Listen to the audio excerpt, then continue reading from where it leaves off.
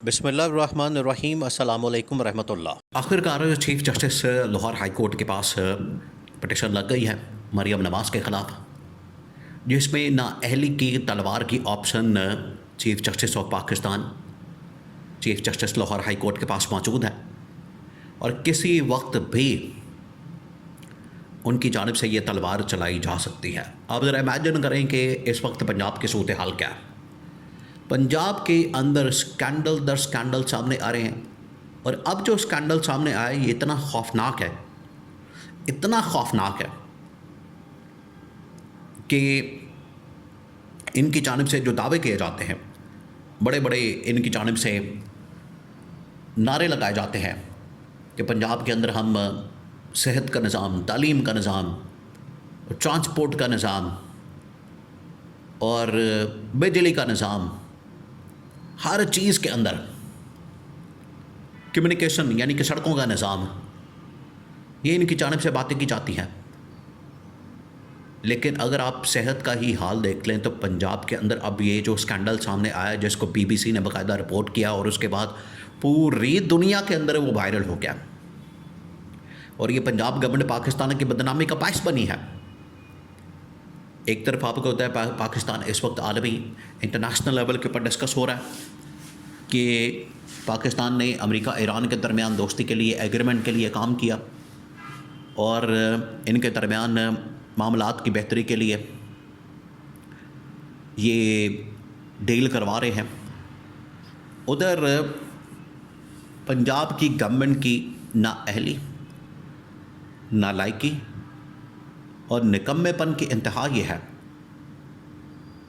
कि साउथ पंजाब के एक सरकारी हॉस्पिटल से ये रिपोर्ट सामने आई है कि वहाँ पर जिस तरीके से बच्चों को ट्रीट किया जा रहा था, अब ये मरियम नवाज़ का विजन है।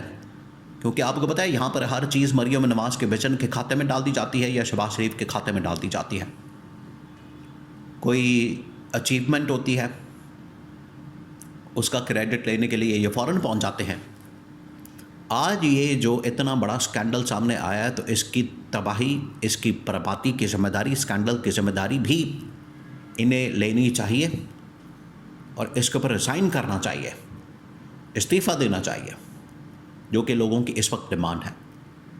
स्कैंडल ये है कि सरकारी हॉस्पिटल के अंदर जिस तरह से बेदरेख सरिंजों का इस्तेमाल शुदा, बाकी और चीज़ों का इस्तेमाल किया जा रहा था, उसकी वजह से 250 से 300 बच्चों को एड्स डायग्नोस हुआ।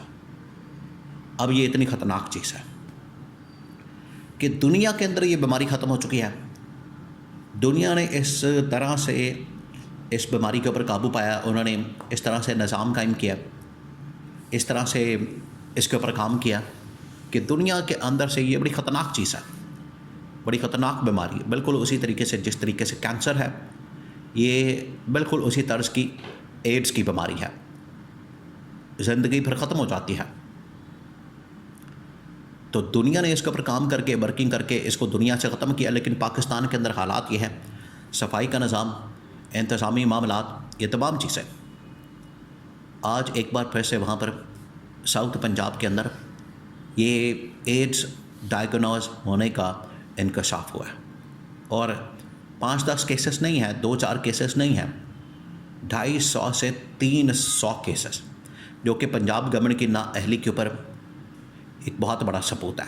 पंजाब गवर्नमेंट के ऊपर एक बहुत बड़ा तमाचा है कि इनकी गवर्नमेंट के होते हुए, इनकी गवर्नमेंट की मौजूदगी में ये वाला स्कैंडल सामने आया है, ये वाला मसला सामने आया है। हालात ये है। इसको भी बाकायदा तौर पर लाहौर हाई कोर्ट के अंदर चैलेंज किया गया। लाहौर हाई कोर्ट में इस हवाले से पिटीशन डाल दी गई है और कहा गया है कि इसकी रिपोर्ट जो है लाहौर हाई कोर्ट के अंदर सबमिट की जाए और पब्लिक की जाए। अभी तो आपको पता है एक ये असल में BBC की जानिब से स्टिंग ऑपरेशन किया गया और इस स्टिंग ऑपरेशन के इंकशाफात बड़े ही खौफनाक हैं, बहुत खौफनाक। उसके अंदर जो पंजाब गवर्नमेंट की कारकर्दगी का पोल खुला है, उसको बुनियाद बनाते हुए लाहौर हाई कोर्ट के अंदर पिटीशन डाल दी गई है। नंबर 2,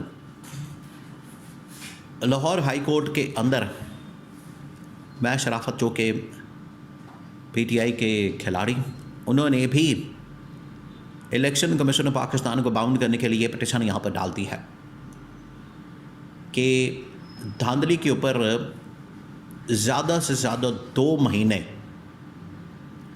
इससे ज़्यादा का टाइम नहीं, इससे ज़्यादा का वक्त नहीं, सिर्फ 2 महीने का टाइम दे के, 2 महीने का वक्त दे के इलेक्शन कमीशन ऑफ पाकिस्तान को बाउंड किया जाए, उनको इस हवाले से पाबंद किया जाए कि वो फैसला थे।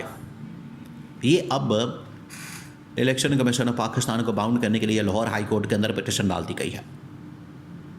तो ये पंजाब गवर्नमेंट की कारकर्दगी के ऊपर, परफॉर्मेंस के ऊपर सबसे बड़ा सवाल आ गया है, सबसे बड़ा। इस्टेब्लिशमेंट ऑलरेडी इनसे तंग है। इस्टेब्लिशमेंट बता चुकी है कि आपकी जो कारकर्दगी की वजह से पाकिस्तान के अंदर मसाइल हैं, ऊपर से पंजाब के अंदर जो और बाकी मसाइल हैं उनको तो आप ना ही सुनें। आप ज़रा इमेजिन करें कि इस वक्त पंजाब की सूरत हाल क्या है। इसी तरह से कैपिटल इस्लामाबाद और बाकी सिंध और बलूचिस्तान को तो खैर छोड़ें, उनके वहाँ मसाइल इतने ज़्यादा नहीं हैं। वहाँ पर जो तिजारती सरगर्मियाँ, एक्टिविटीज़, बिजनेस एक्टिविटीज़ इतनी ज़्यादा नहीं है जितनी कि पंजाब के अंदर है। यहाँ पर हालात ये हैं, सबसे ज़्यादा इंडस्ट्रीज़ यहाँ पर हैं, मार्केट्स सबसे ज़्यादा यहाँ पर हैं। हालात ये हैं कि यहाँ पर पहले स्कूल बंद कर दिए जाते थे, लॉकडाउन लगा दिया जाता था, अब इन्होंने परमानेंट एक लॉकडाउन लगा दिया है। दूसरा, उसकी वजह से अब लोग बड़े मुतासर हुए, उनके कारोबार, उनका रोज़गार। दूसरा, इन लोगों ने क्या किया, जो पेट्रोल की कीमतें बढ़ाई थी उसके ऊपर रिलीफ देना तो वो आज तक नहीं मिला। उस्मा बुखारी जो कि पंजाब के तर्जुमान है, उसने कहा कि मिलना शुरू हो गया, मिल रहा लोगों को। और फेडरल गवर्नमेंट की जानिब से ये खबर दी गई है कि अभी हम मोबाइल ले चुके हैं, वो अब हम देने जा रहे हैं पेट्रोल पंप्स को, फिर उसके बाद ये इसका प्रोग्राम शुरू होगा। यहाँ से आप अंदाज़ा करें कितना झूठ बोला जाता है। पंजाब गवर्नमेंट के तर्जुमान कह रही है कि मिलना शुरू हो गया, और वफाकी गवर्नमेंट जिसने ये देना है रिलीफ, वो कह रहे हैं कि अभी हम सेकंड लास्ट स्टेज के ऊपर पहुँचे हैं और लास्ट स्टेज प्रोसेस मुकम्मल होगा, फिर ये रिलीफ मिलेगा।